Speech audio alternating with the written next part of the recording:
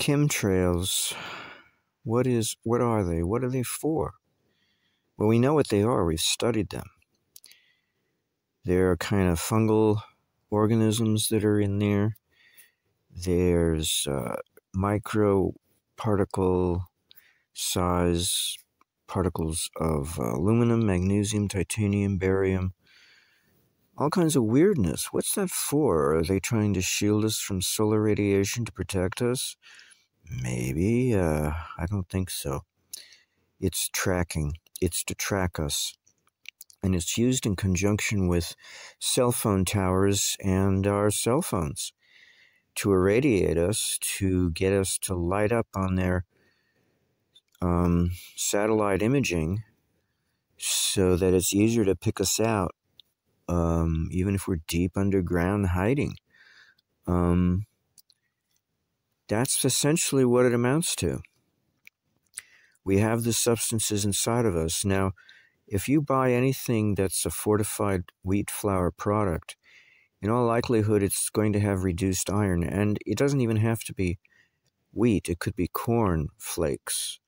There's YouTube videos discussing how to go about the procedure, how to go about extracting or separating the iron filings from the cornflakes. It's very easy. You put the cornflakes in the blender with water, you whip it up, put it in a Ziploc baggie, and you attach a neo magnet to one corner of the baggie on the outside with tape. Shake and shake, roll and wrap and shake, spill out the contents, and then carefully turn the baggie inside out and remove the neo magnet and hold that area of the baggie over a white paper towel when you do so.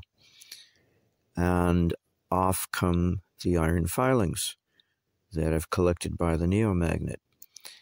And they use the term reduced iron to get away with it. Oh, it's reduced all right. It's reduced in size. And they eventually dissolve in the body, but until they do, they can create a rash condition. And it's a little uncomfortable if you're sensitive to it.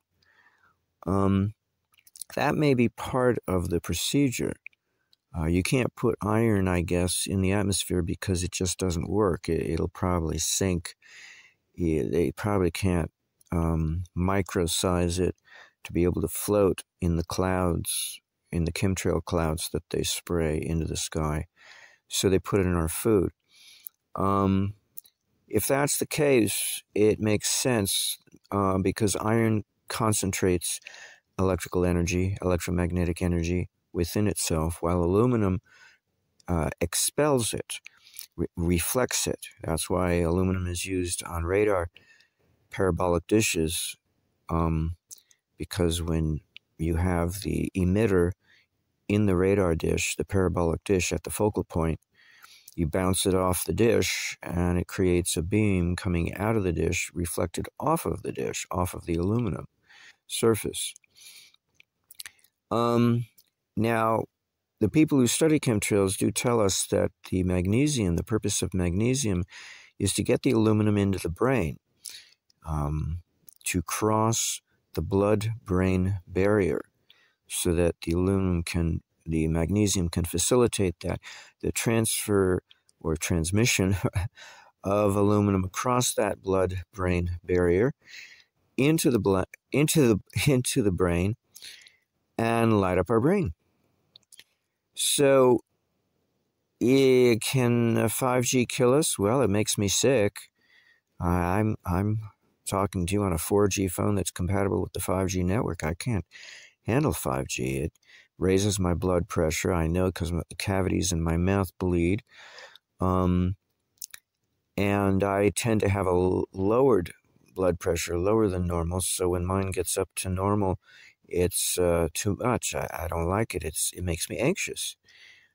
Same with my body temperature is a degree less than normal. If I reach normal, then I have a fever. And the 5G also causes an injury, a spinal injury from 1987. The scar tissue in my spinal column around the neck area it aggravates it so that I get the symptoms back again that I used to have when I was healing. Namely, my lips and my left arm become paralyzed. And at that time, my left leg partly paralyzed. But the 5G really messes me up. So the 5G helps them image us by enhancing the imaging. So you've got these satellites, and they can only do so much.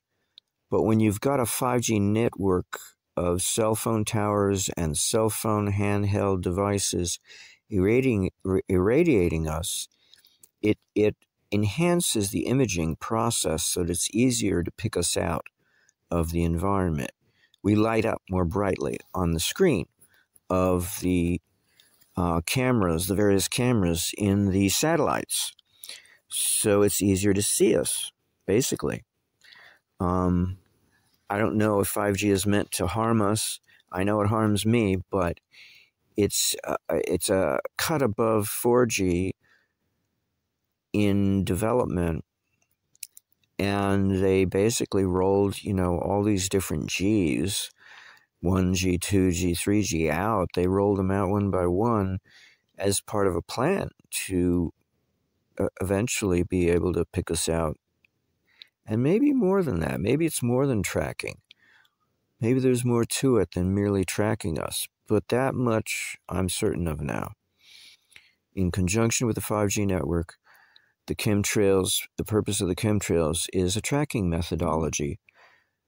You might call it Big Brother, 1984 Big Brother, yeah. Watching us, Aldous Huxley, yeah. 1984, yeah.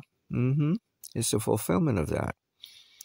And it's marvelous technology, I guess. You could, if you're the one spraying the skies and in charge of the satellites, and if you can put those kind of cameras in a satellite, what's to stop you from putting it in a police helicopter to look at people inside of buildings? I mean, we've already had movies, Hollywood movies about that. But they claim, oh, well, it's heat infrared technology or something else. Well, whatever it is, we would show up more clearly on their screen because of our inhalation of the particulate matter of the chemtrail clouds getting into our bodies, and maybe the iron filings in our food enhancing as well. And now we've got the 5G adding to the enhancement process. So I don't have much to say on this topic. It's all very short and bittersweet, shall we say, because it's not highly technical. It's just an overview. So all this recording is intended to convey. But it's an insight, and it's a concern of mine that's been going on, and you know what? Because nobody speaks out about it who's in the know, right? So this is just my insight, my epiphany that I'm sharing with you, in hopes that our collective consciousness can come to a better awareness, grow, evolve, putting our attention on the subject.